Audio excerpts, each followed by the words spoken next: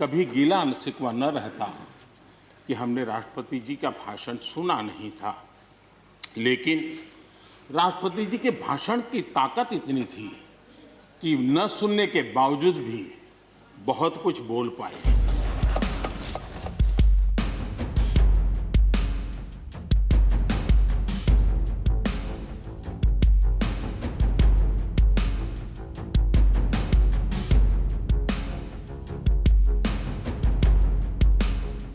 हम लोग कुछ शब्दों से बड़े परिचित हैं,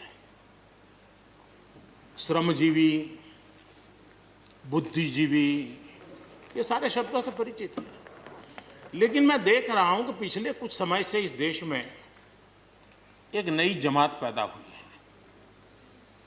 एक नई बिरादरी सामने आई है, और वो है आंदोलनजीवी। ये जमात आप देखोगे, वकीलों का आंदोलन है वो ना वहां नजर आएंगे, स्टूडेंट का आंदोलन है वो वहां नजर आएंगे, मजदूर का आंदोलन है वो वहां नजर आएंगे, कभी पर्दे के पीछे कभी पर्दे के आगे। एक नया मैं चीज देख रहा हूं, देश प्रगति कर रहा है, हम एफडीआई की बात कर रहे हैं, फॉरेन डायरेक्ट इन्वेस्टमेंट, लेकिन मैं देख रहा हूं इन दिनों एक नया एफडीआई मैदान में आया है। ये नए एफडीआई से देश को बचाना है। एफडीआई चाहिए, फॉरेन डायरेक्ट इन्वेस्टमेंट, लेकिन ये जो नया एफडीआई आज नजर का आ रहा है, ये नए एफडीआई से जरूर बचना होगा। और ये नया एफडीआई है फॉरेन डायरेक्ट डिस्ट्रक्टिव आइडियोलॉजी।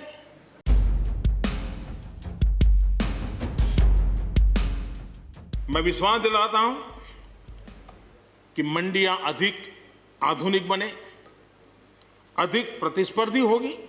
इस बार बजट में भी उसके लिए हमने प्रावधान किया है। इतना ही नहीं, एमएसपी है, एमएसपी था, एमएसपी रहेगा।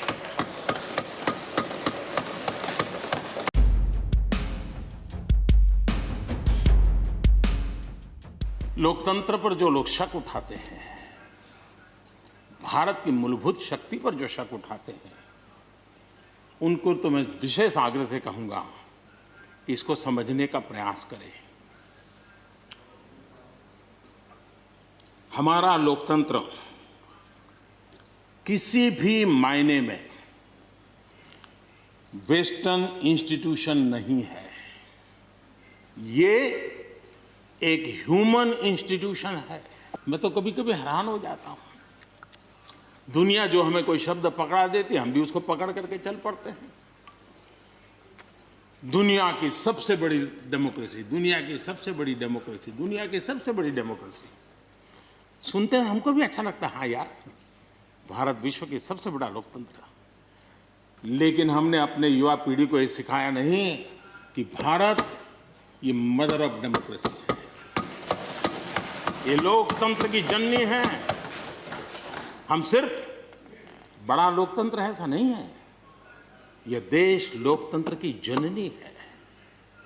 ये बात हमें हमारी आने वाली पीढ़ियों को सिखानी होगी और हमें गर्व से इस बात को बोलना होगा।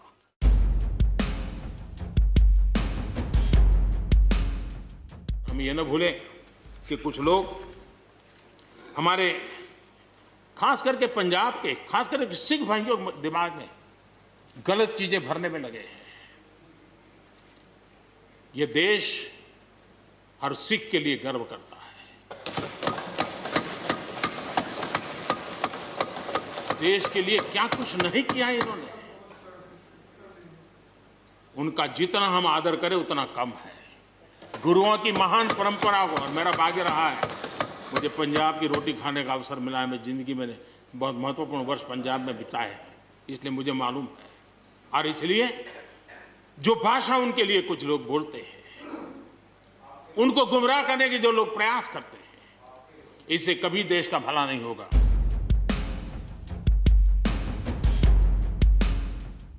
कांग्रेस के हमारे बाजवा साहब भी काफी अच्छा बता रहे थे इस बार, और इतना लंबा खींच करके बता रहे थे तो मुझे लग रहा था बस आप थोड़ी देर में ये इमरजेंसी तक पहुंच जाएंगे। मुझे लग रहा था थोड़ी देर में, एक कदम बार बाकी है, वो 84 तक पहुंच जाएंगे। लेकिन वो वहाँ नहीं गए। खैर, कांग्रेस देश को बहुत निराश करती है, आपने भी निराश कर दिया।